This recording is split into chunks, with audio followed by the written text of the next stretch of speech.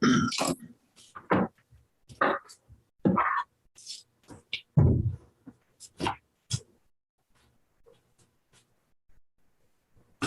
right, we're all set. Thanks.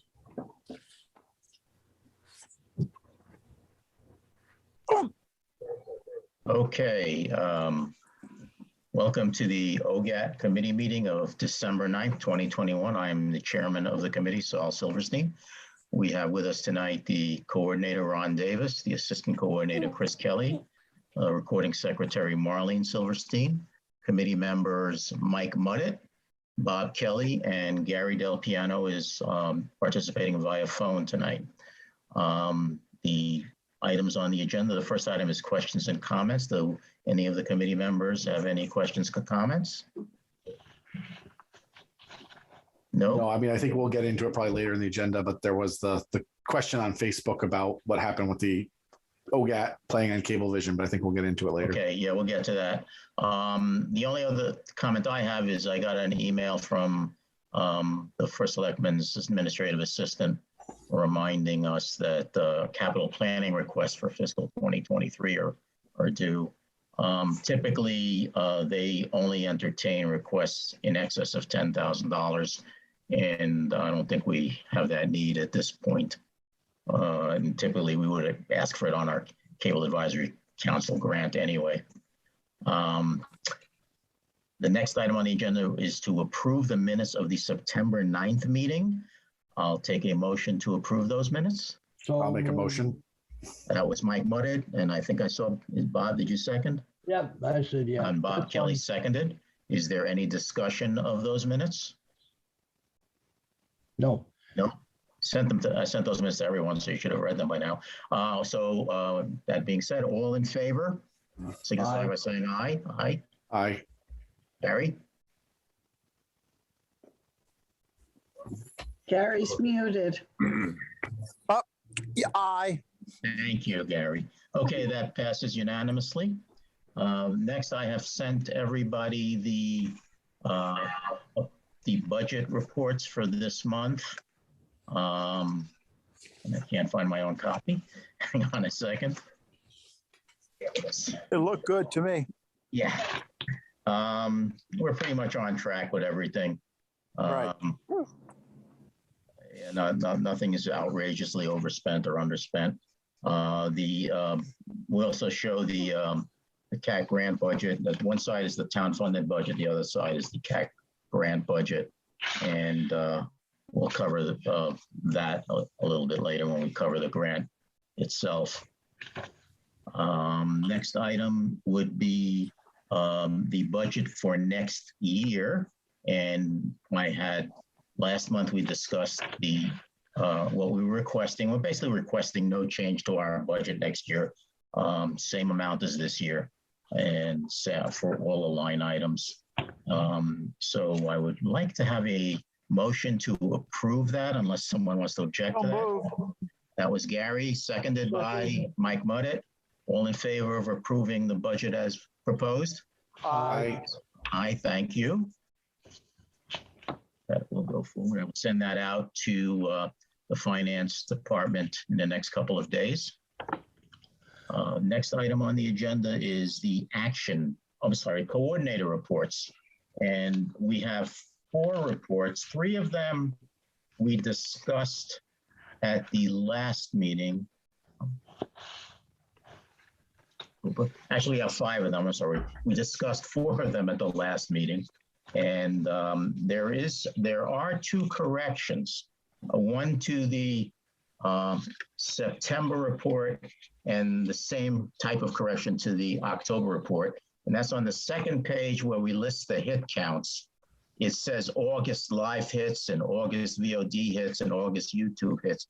That should say September hits on the September report and October hits on the October report. That was a typo where things get copied from one month to the next to fill out basically the hit counts, and the months weren't changed. So I would I'll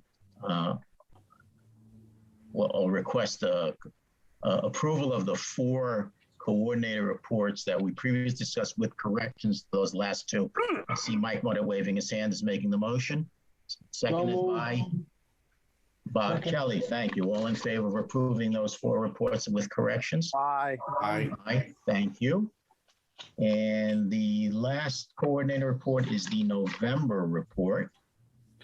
Ron, do you want to go through that, or you want me to go through it? Okay, we have 30 shoots were listed on the report. A pretty busy report.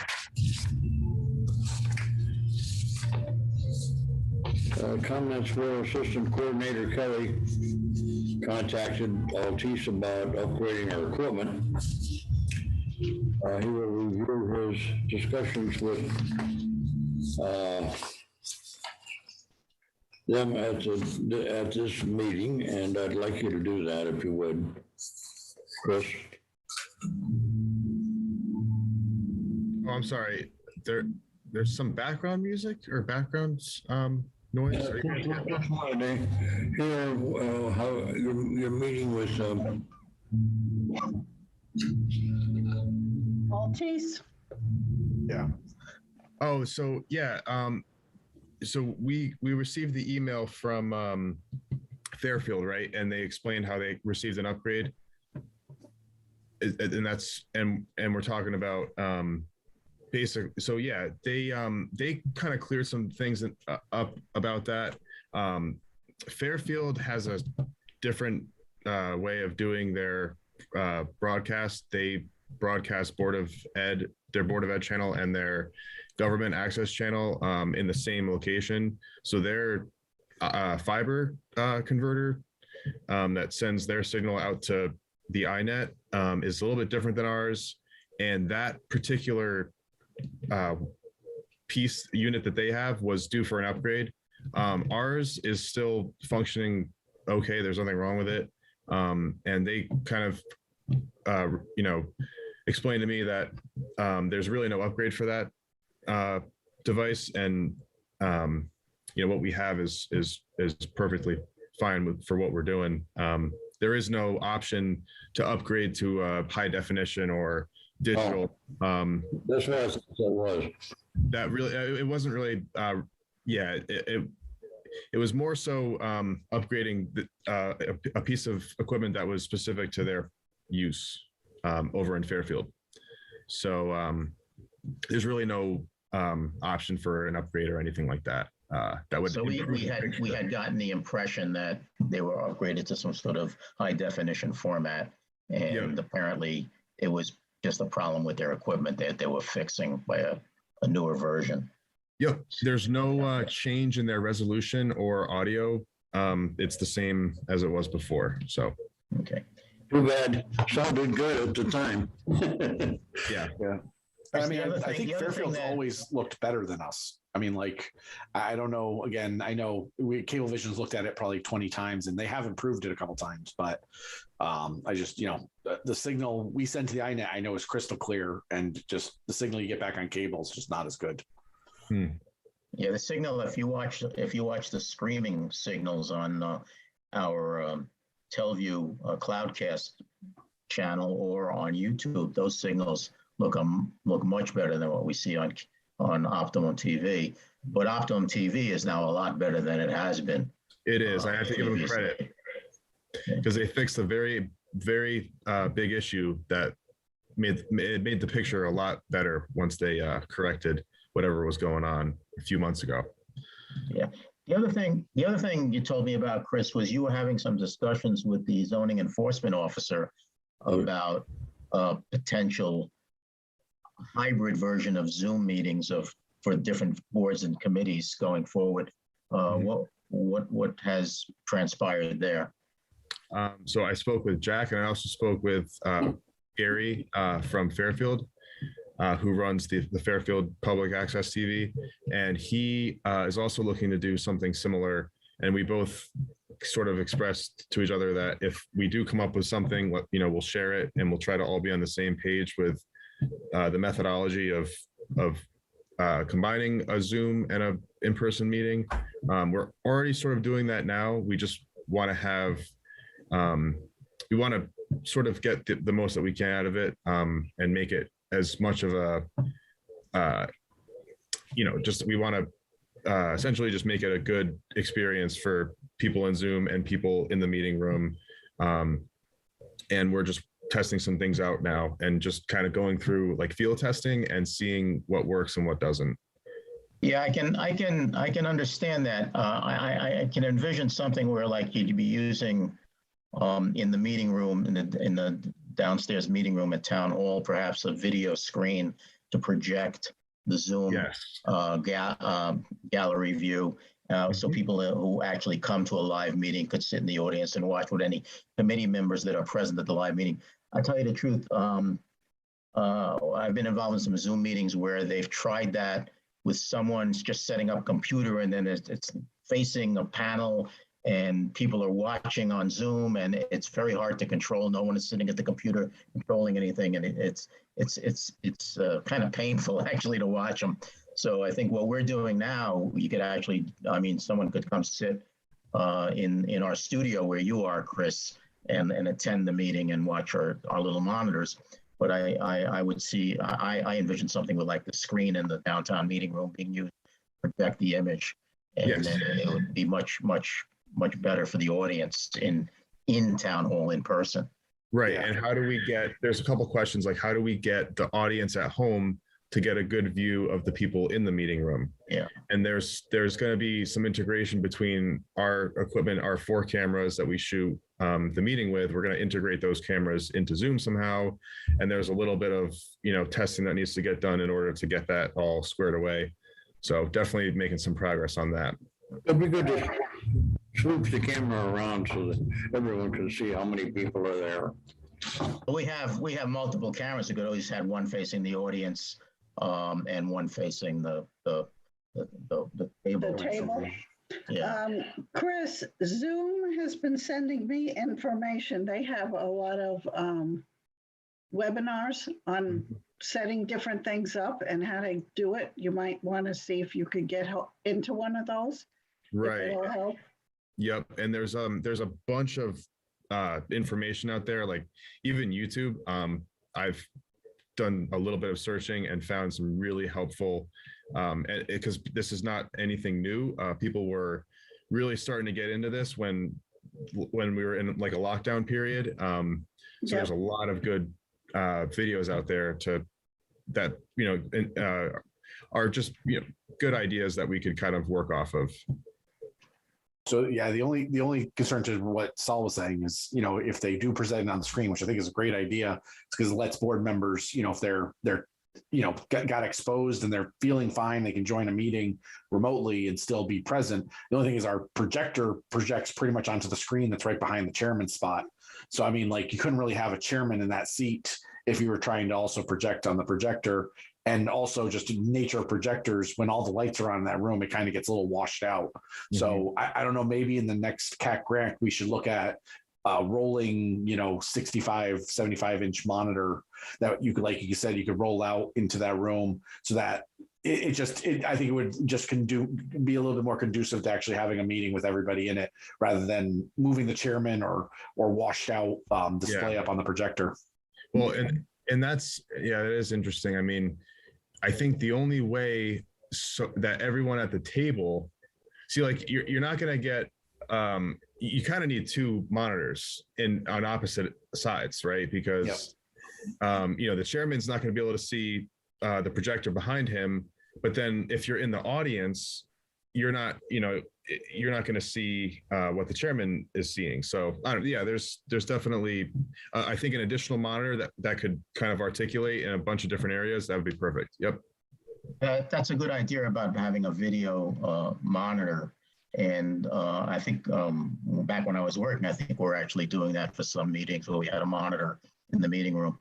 But the chairman doesn't have to sit at the head of the table, he can sit at the side of the table and just have a nice. You're right. I mean, it's a logistics thing that can be easily worked out, I think.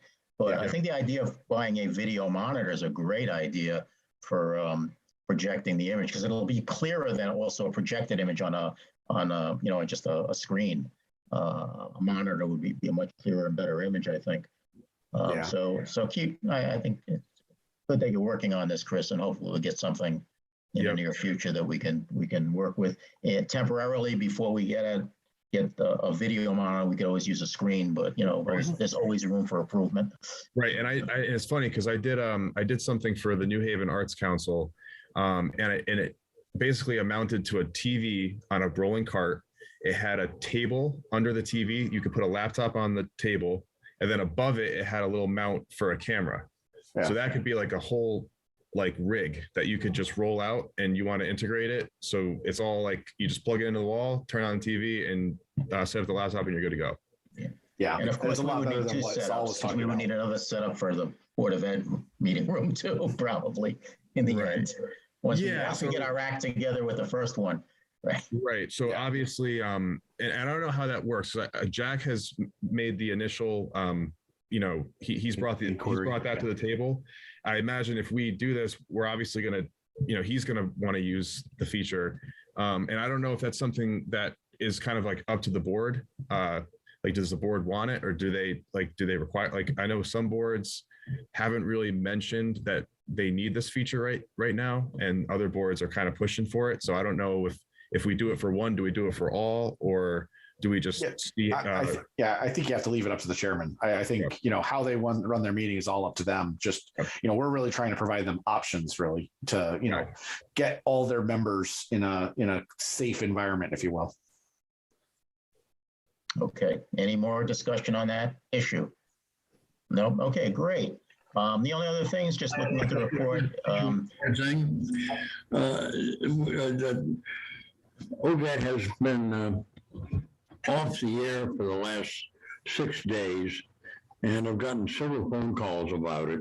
I just wanted to mention to the public, should anyone be watching, that is not our problem. That is Cablevision, or Altice, unfortunately, has had some problems getting the picture back on. It is on as of today. Yeah, that problem was not just us. It also affected Woodbridge and Fairfield, I think.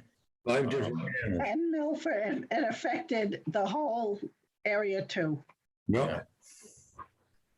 So, I mean, the good news is I did appreciate the town sending out the notice from the website that I think was helpful. I did see that there was still some Facebook questions going out to the groups why we were offline, but the good news is most of the comments were basically pointing people at the town website, which said, the status, which was great. Yeah. Okay. So really the only other thing as a backup, the stream. Yep. Thank you. So the only other things on the report are significant is the total number of programs, meetings, and other events recorded or broadcast to date to December, towards the first 5 months of the year was there's 95 total programs, which you could project out as our year would have 228 programs. Live hits in November, 279 on Teleview.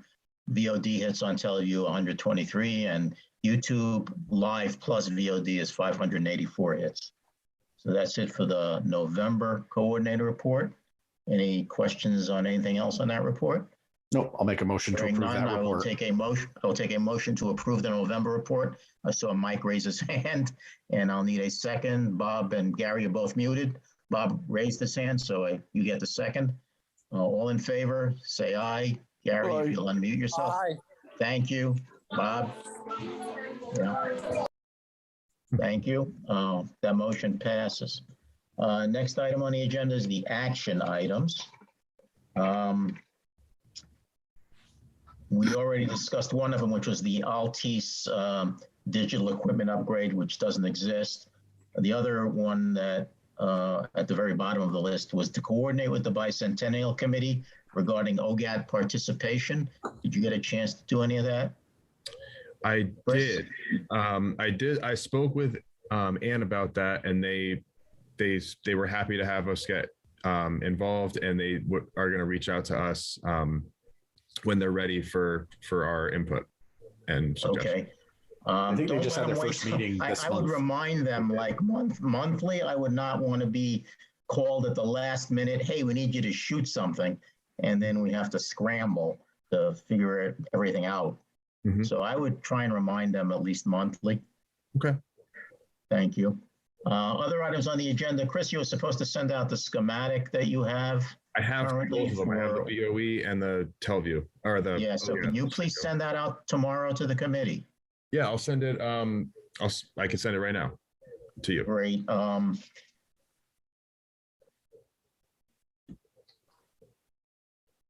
Look at what else we had. We had the police academy thing, I think is still dragging. I don't know. Yeah, I called Officer Bailey, Carolyn Bailey, the other day, and she was busy, but she said she'd call me back. I'm waiting for that, and I would like to set her up to help us with the edit on that. Okay.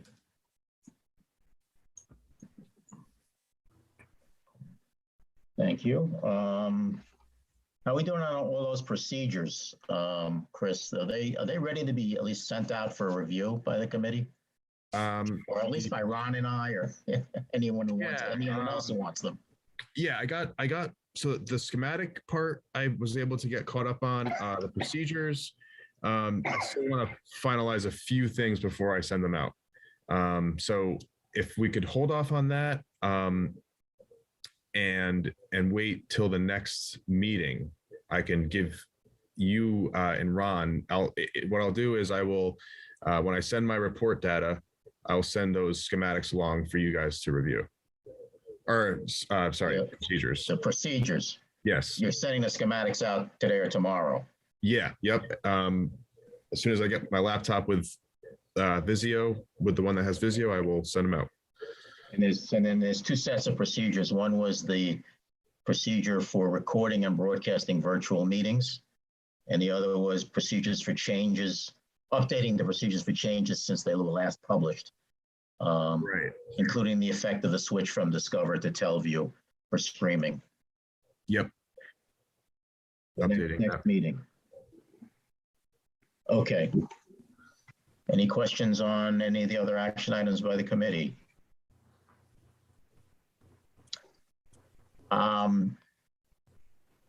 One thing, next item I think was CAC grant.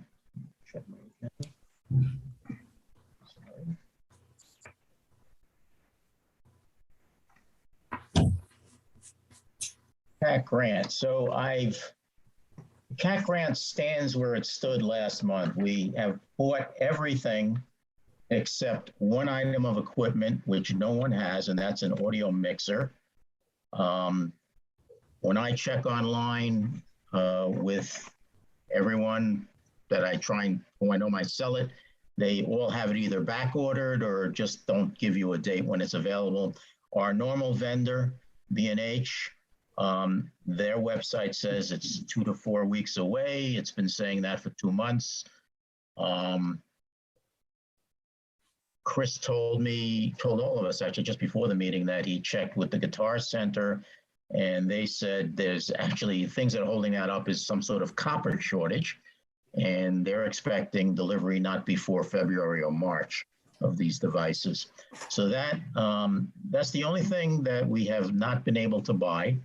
But we bought everything else on a CAC grant. So the other issues with the CAC grant were a couple of items that we purchased were higher price than the original quotes.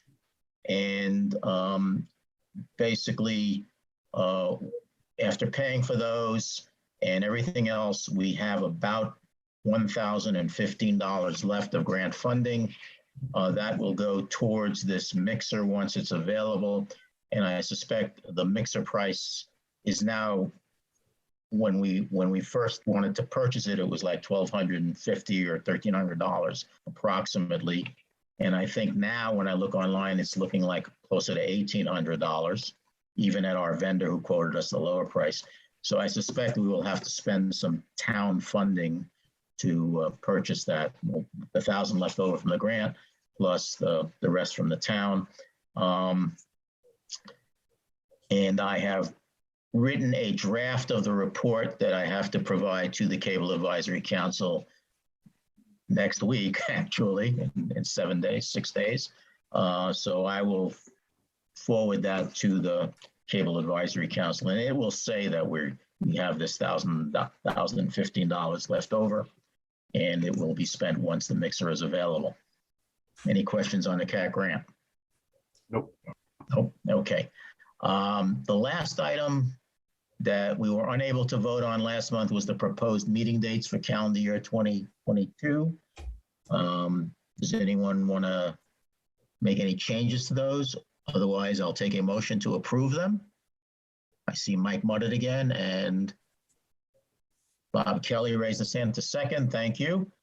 So all in favor, please signify by saying aye. Please unmute yourself if you're mute yourself if you're muted. Gary, I think you're still muted. Gary's muted. And Bob is muted. Me. Aye. Thank you, Gary. Okay. So I will send those out to the town clerk in the next couple of days. And that is it for the agenda. As far as I can tell, anybody have anything else they wish to discuss? Nope. Hearing none, I will take a motion to adjourn. So moved. Bob Kelly and Mike Muddett, thank you very much. We'll see you next year. Happy holidays. Happy holidays, everybody. Happy holidays.